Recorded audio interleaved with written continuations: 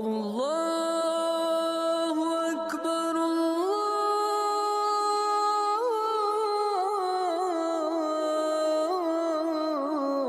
الله أكبر لا إله إلا الله.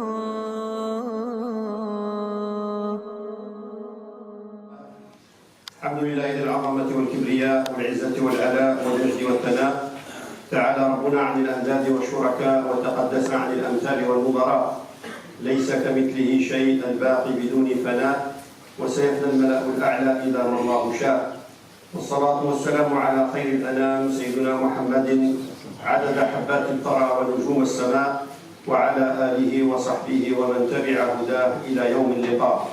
ثم أما بعد، يا أيها الذين آمنوا اتقوا الله حق تقاته ولا تموتن إلا وأنتم مسلمون، واعتصموا بحبل الله جميعا ولا تفرقوا، واذكروا نعمة الله عليكم إذ كنتم أعداء فألف بين قلوبكم فأصبحتم بنعمته إخوانا.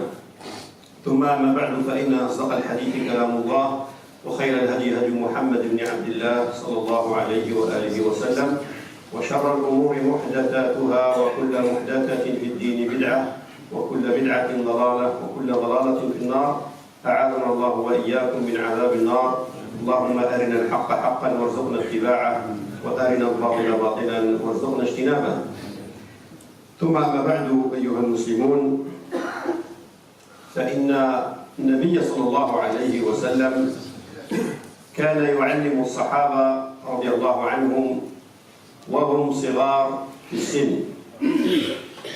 فعندنا حديث والنبي صلى الله عليه وسلم يعلم عبد الله بن عباس رضي الله عنه وهو غلام، والغلام في اللغة هو حول 12 و 16 سنة. Prophète sallallahu alayhi wa sallam n'hésitait pas sallallahu alayhi wa sallam à éduquer les compagnons alors qu'ils avaient l'âge, ghulam en langue arabe, c'est entre 12 et 16 ans. C'est une histoire avec Abdullah ibn Abbas, donc un des grands savants compagnons, qui était spécialisé dans les commentaires du Coran, où le prophète sallallahu alayhi wa sallam lui a fait un dua spécial, des invocations exclusivement pour lui. فضمه مر النبي صلى الله عليه وسلم وقال له اللهم علمه فقهه في الدين وعلمه التأويل. فكان فقيها في الدين عبد الله بن عباس، وكان من فقهاء الصحابة ومن أولوا القرآن الكريم. قال عن هذا الحديث أحد العلماء ابن الجوزي رحمه الله، قال تدبرت هذا الحديث فأدهشني، تدبرت هذا الحديث فأدهشني، وكدت أطيش فوا أسفا من جهل بهذا الحديث، فوا أسفا إلى الجهل بهذا الحديث وقلة التفهم لمعناه. Grand savant, Ibn Jawzi rahimahullah, dit ce hadith, j'ai essayé de méditer ce hadith, j'ai pratiquement perdu la tête. Et il dit, le fait de méditer les hadiths du prophète également, sallallahu alayhi wa sallam, est une injonction de devoir musulman. Hadith هو أن عبد الله بن عباس رضي الله عنه كان خلف النبي صلى الله عليه وسلم على حماره. Le hadith parle de Abdullah ibn Abbas, alors encore jeune, était sur la monture du prophète derrière avec le prophète sallallahu alayhi wa sallam. على دابته فقال له النبي صلى الله عليه وسلم يا غلام. Et un غلام, donc il était encore jeune. إني أعلمك كلمات، إني أعلمك كلمات، احفظ الله يحفظك، احفظ الله تجده تجاهك إذا سألت فاسأل الله وإذا استعنت فاستعن بالله واعلم أن الأمة يعني الأمة البشرية كلها لو اجتمعت على أن ينفعوك بشيء لم ينفعوك بشيء إلا بشيء كتبه الله لك، وإن اجتمعوا على أن يضروك بشيء لم يضروك إلا بشيء قد كتبه الله عليك. ثم قال رفعت الأقلام وجفت الصحف. بمعنى هذا كلمة كانت تقال عند العرب حينما يريدون العرب يقولون يعني فض الكلام، خلاص انتهى الكلام، كانوا يقولون رفعت الأقلام وجفت الصحف، لا مزيد على هذا. Le prophète, حديث رواه الترمذي وصححه الشيخ أحمد شاكر رحمه الله. Le hadith donc, c'est le jeune Abdullah ibn Abbas, on dit entre 12 et 16 ans, et le prophète, sallallahu alayhi wa sallam, donc il était derrière la monture du prophète, il montre la modestie du prophète, parce que كان متواضعا رسول الله صلى الله عليه وسلم، فكان يحمل معه على دابته يحمل معه يعني عبد الله بن عباس صغيرا في السن. Un jour, dit Abdullah ibn Abbas, j'étais derrière la monture du prophète, et il me dit, ô jeune homme, jeune, donc 12 et 16 ans, je vais t'enseigner quelques paroles. Protège Dieu, mais protège les préceptes d'Allah subhanahu wa ta'ala. Et il te protégera, alors qu'il était encore jeune.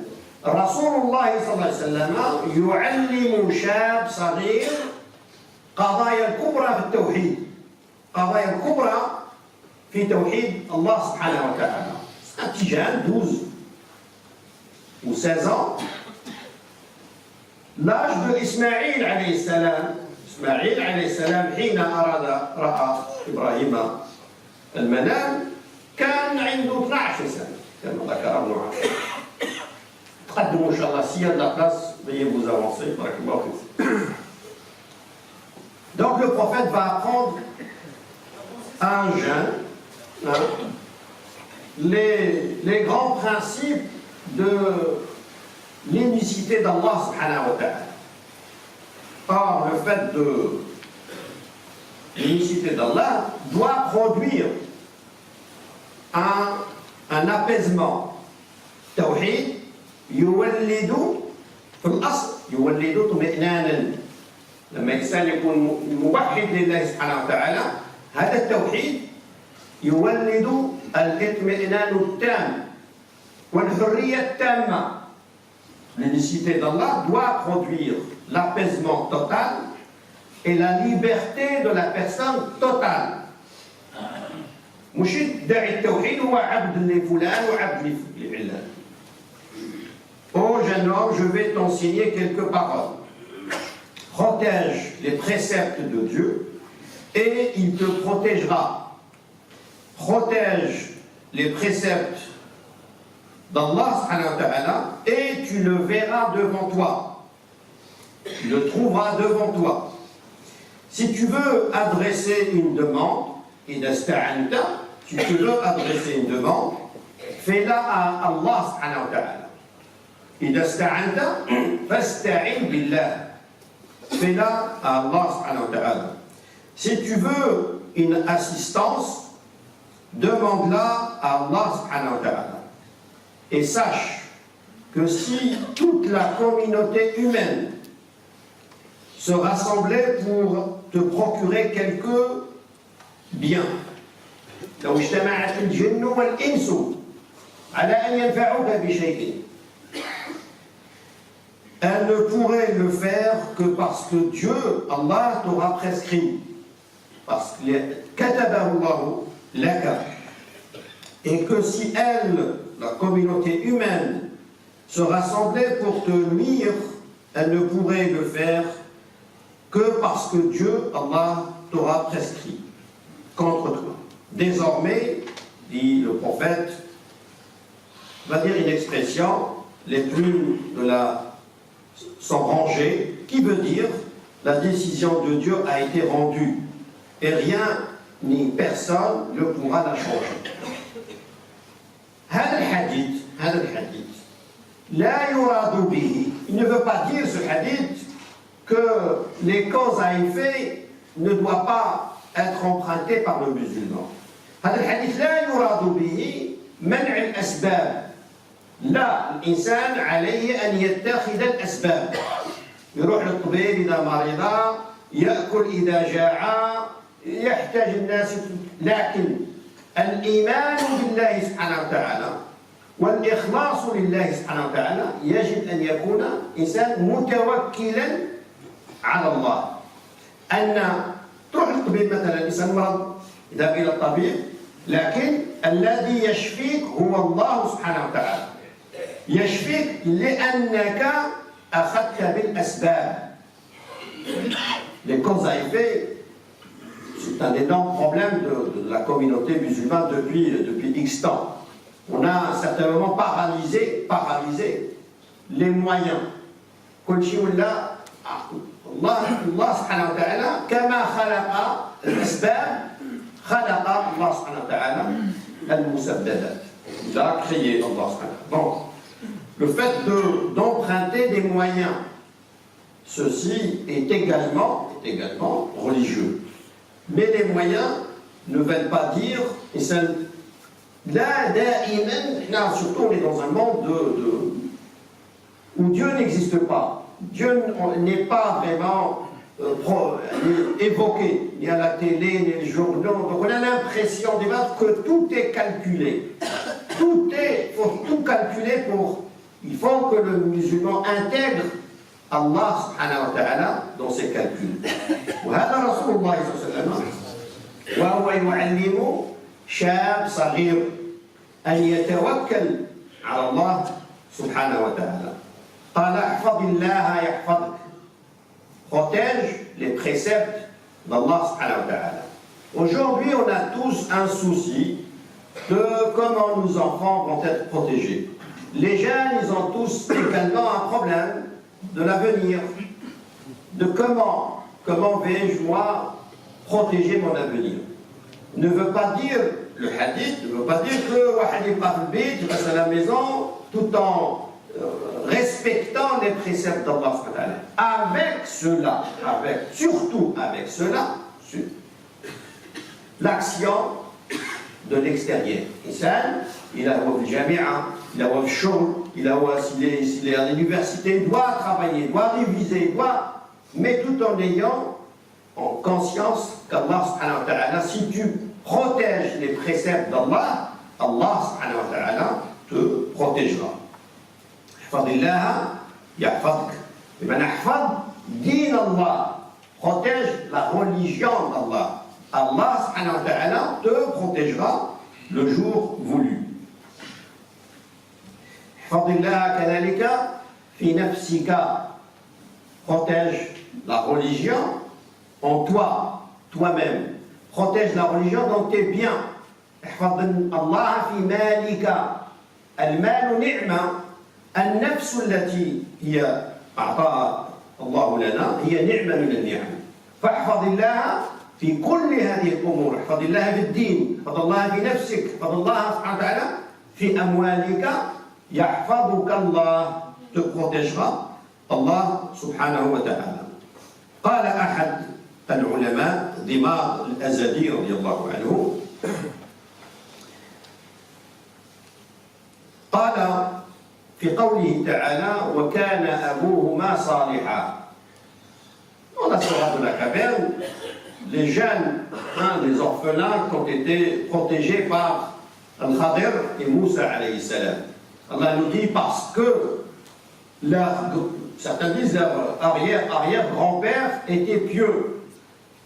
Il était pieux, donc Allah subhanahu wa ta'ala a protégé leur descendance. Et إنسان إذا حفظت الله سبحانه وتعالى في الدين، Allah, non seulement Allah va te protéger toi, il va protéger ta génération à venir. أنت يحفظك الله سبحانه وتعالى ويحفظ الذرية التي تأتي بعده. لهذا كان أبوهما صالحا والصالح يهيئ له الله سبحانه وتعالى مثل موسى والخضر. Allah, pour protéger les biens de ses orphelins, Allah a envoyé un prophète, Moussa alayhi salam, et a envoyé un homme sage, Al-Khadir, pour protéger. كان سعيد بن المسيب رضي الله عنه كان يقول لابنه سعيد était un grand savant disait à son fils كان إني لا أزيد يقول لابنه إني لا أزيد في صلاتي لأجلك j'augmente ma prière dit le père à son fils pour te protéger parce qu'Allah a dit il a protégé les orphelins parce que le père était l'arrière-grand-père était pieux. قال والله إني أزيد في صلاتي من أجلك رجاء أن تحفظ عسى الله يحفظك أنا أزيد j'augmente وتلا قول الله تعالى وكان أبوهما صالحا. قال قتادة رضي الله عنه من يتق الله يكن معه ومن يكن معه الله فمعه الفئة التي لا تغلب. اتقوا الله من يتق الله قال يكن الله معه ومن كان الله معه فإنه مع الفئة التي لا تغلب أبدا. اتقوا dit craignez Allah subhanahu wa ta'ala, Allah serait avec vous et celui qui avec lui Allah subhanahu wa ta'ala il est toujours vainqueur. قال له صلى الله عليه وسلم وإذا سألت فاسألي Allah subhanahu wa ta'ala. Si tu as une demande à faire, demande-la plutôt à Allah subhanahu wa ta'ala. C'est-à-dire que les gens soient juste des moyens. Ne pas يعني حتى الإنسان أنت لما تدير الخير مثلا لما تدير الخير افعل الخير لله لأن أحيانا الناس يشكر والأحيانا الناس يكفر بك فتغيب نفسك أنت تدير فيه الخير وهو يبدأ لك شر. فأنت إذا فعلت الخير لله فما لا تبالي بالناس رضا ولا شكرك ولا ما شكرش لا تبالي لأن أنت فعلت الخير لله. Tu fais le bien pour Allah subhanahu wa ta'ala. N'attends pas les remerciements des gens. Parce que certains vont remercier, tant mieux, c'est bien, c'est la qualité. D'autres non. Donc si ces personnes ne te remercient pas, c'est pas vraiment choquant pour toi parce que tu l'as fait pour Allah subhanahu wa ta'ala. Pour le